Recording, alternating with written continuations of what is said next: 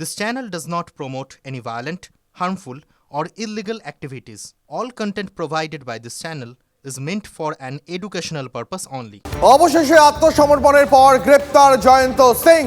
আরিয়াদহ কাণ্ডের 4 দিন পর গ্রেপ্তার মূল অভিযুক্ত জয়ন্ত সিং। আত্মসমর্পণের পর কেন পুলিশের জালে জয়ন্ত?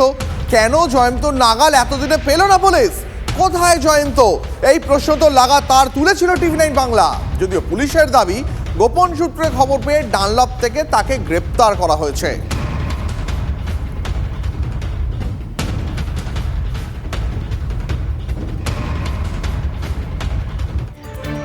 কেই জয়ন্ত? আরিয়াদহে মা ছেলেকে পিটিয়ে শিরোনামে উঠে আসে জয়ন্ত। জয়ন্ত সিং এর গ্রেপ্তারির পর কি বলছেন সায়নদীপের বোন ও বাবা, শুনুন। একটু স্বস্তি হয়েছে একটুখানি, কারণ পেয়েছি। প্রশাসন আমাদেরকে যেটা বলেছিলেন যে 1.5-2 দিনের মধ্যে করবেন, সেইটা করেছেন ওনারা। কিন্তু এখনও আতঙ্কে একটা কারণেই রয়েছি, কখন কি হয়ে যেতে পারে কোনো কিছু ঠিক নেই। কারণ এর আগেও 3-4 বার এরকম জয়ন্ত সিং থানায় গেছেন, মানে লকআপে ঢুকেছেন, তারপরেও বেরিয়ে গেছে। 2-3 মাসের পরেই বেল দিয়ে বেরিয়ে গেছে। এখন এইবারে কি হবে বুঝতে পারছি না, কারণ আবারও যদি ওরা বেরিয়ে যায় এরকমভাবে ফাঁক দিয়ে, আবারও তো অন্য কোনো, আজকে আমার ফ্যামিলির সাথে হয়েছে, অন্য কারোর ফ্যামিলির সাথেও হতে পারে, অন্য কারোর মাকেও এইভাবে মারধর করতে পারে, অন্য কারোর ছেলেকেও মারধর করতে পারে, তখন কি করব?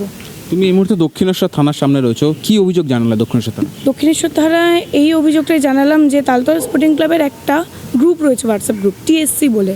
ওই গ্রুপে আমার নাম পুরো মেনশন করে প্রচণ্ড নোংরা ভাষায় অশ্লীল কথা বলে, আর রীতিমতো থ্রেট করে যে রাস্তার মধ্যে দেখতে পেলে এই করব।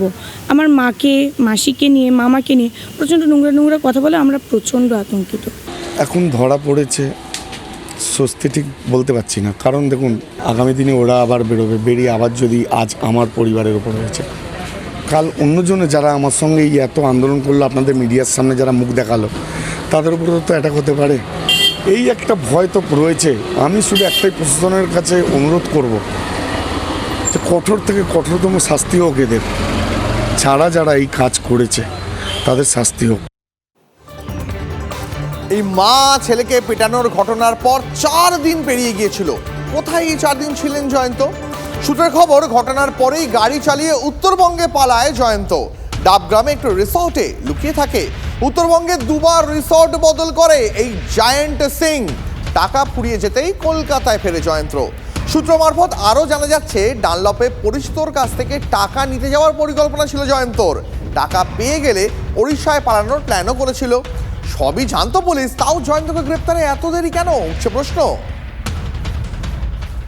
আর এই জয়ন্ত সিং এর গ্রেপ্তারি নিয়ে রাজনৈতিক মহলে একের পর এক প্রতিক্রিয়া এসে পৌঁছচ্ছে। কি বলছেন বিজেপি নেতা অর্জুন সিং এবং সজল ঘোষ শোনাবো, পাশাপাশি শোনাবো তৃণমূলের তরফ থেকে শোভনদেব চট্টোপাধ্যায় তাঁর প্রতিক্রিয়াও।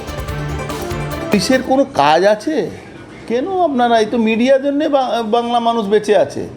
মিডিয়াতে যদি এইসব প্রকাশিত না হতো, মিডিয়া যদি এইসবগুলো তুলে না ধরতো, তাই জন্যে আজকে সকালবেলা মাধবকে দিয়ে সারেন্ডার করানো হয়েছে। মাধব বলে একটা উকিল আছে, সে নিয়ে গিয়ে কোর্টে সারেন্ডার করেছে। তো এইটা তো পুরোপুরি একটা নাটক চলছে। Jayanta Singh is the notorious criminal. সে ওখানে কমারহাটি উন্নয়ন কমিটি নামে টাকা তোলা হয়, সেই টাকা যে না দেবে তাকে মারা হয়। আর মদন মিত্র অনেক সিনিয়র লিডার হলেও এমন অবস্থা উনার হয়ে গেছে, উনি এখন দিশাহারা হয়ে গেছেন। সিনেমা দেখবেন তাহলেই বুঝতে পারবেন, সিনেমা দেখলে বোঝা যাবে যে বলে আপাতত কিছুদিন গা ঢাকা দে, ও 4 দিন গা ঢাকা দিল, তারপর বাজার আগের থেকে ঠান্ডা হলো, এবার পুলিশের সাথে নেগোসিয়েট করে দিল, বিভিন্ন দাদা নেতারা যারা আছে তারা করে দিল। রাতেও স্যারেন্ডার হয়নি, সকালবেলা হয়েছে, কারণ রাতটাও লকআপে কাটাতে হবে না, সোজা আজকে সকালবেলা কোর্টে চলে যাবে। এবার ওই কোর্টে গিয়ে বলবে যতদিন তুই একটু বাজার ঠান্ডা না হচ্ছে ততদিন তুই ভেতরে থাক। ও 4 দিন 5 দিন 7 দিন বাদে সে আবার বেরিয়ে আসবে। 7 দিন থাকার পর 7 দিন ভদ্রলোকের মধ্যে থাকার পর তারপর আবার যেমন করতো তেমন কাজ কথা শুরু করবে। না, যদি যে অন্যায় করেছে তাকে গ্রেপ্তার করা হয়েছে, সেটা কোনো অন্যায় দেখি না। বরং আমাদের ইন্টেলিজেন্স যাতে আরো ভালো কাজ করে, যাতে করে যারা অপরাধিত হয়ে গ্রেপ্তার করে, এটাই তো আমরা চাই সকলে।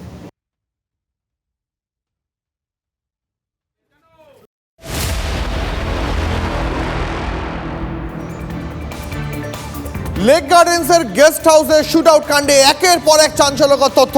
সূত্রের খবর, খুনের উদ্দেশ্যেই বান্ধবীকে গেস্ট হাউসে নিয়ে যায় রাকেশ। ত্রিকোণ প্রেমের জেরেই এই গুলি চালানোর ঘটনা বলে মনে করছে পুলিশ।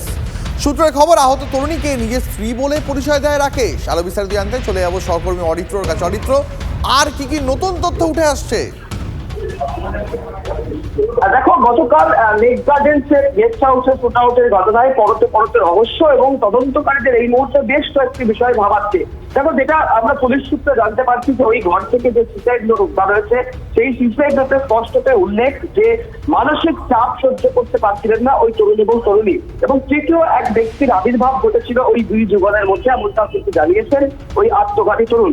এছাড়াও যেটা জানতে পারা যাচ্ছে যে গেস্ট হাউসে ভাড়া নেওয়া হয়েছিল তারা সুইসাইড অর্থাৎ আত্মহত্যা করবেন বলে গেস্ট হাউস ভাড়া নেওয়া হয়েছিল, এবং আত্মহত্যা করার আগে সমস্ত কথা প্রশাসনকে তারা জানিয়ে এসেছিলেন, এবং প্রশাসন তাদের কি ন্যায় দেয় সেই ঘটনা পর্যন্ত তারা অপেক্ষা করতে পারবেন না, এবং সেই কারণেই কিন্তু গতকাল এই রকম গুলি চালানোর ঘটনা ঘটেছে। এবং আরো একটা গুরুত্বপূর্ণ বিষয় যে মুঙ্গের মেয়ের 9mm পিস্তল থেকে গুলি চালিয়েছেন ওই তরুণ, সেই পিস্তলটি তিনি নির্বাচনের সময় জোগাড় করেছিলেন, কিন্তু কোথায় থেকে সেই বন্দুক তিনি জোগাড় করেছিলেন, কিভাবে তার হাতে এই মুঙ্গের মেয়ের 9mm পিস্তল এসে পৌঁছেছিল, সেই বিষয়টিতেই মূলত নজর দিচ্ছেন তদন্তকারীরা। তবে এখনো পর্যন্ত যেটা পুলিশ সূত্রে জানতে পারা যাচ্ছে যে ইতিমধ্যেই ফরেনসিকের বিভিন্ন নমুনা সংগ্রহ করা হয়েছে, এবং একটি বিশেষ পুলিশের প্রতিনিধি দল যারা এই বিষয়টিকে নিয়ে জানার চেষ্টা করছেন যে এই বন্দুকটা কিভাবে এসেছিল এই আত্মঘাতী তরুণ রাকেশ শাহের হাতে।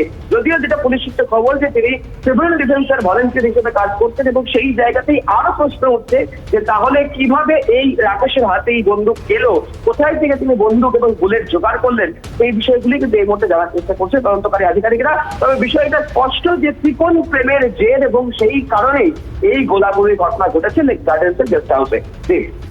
অনেক ধন্যবাদ অরিত্র।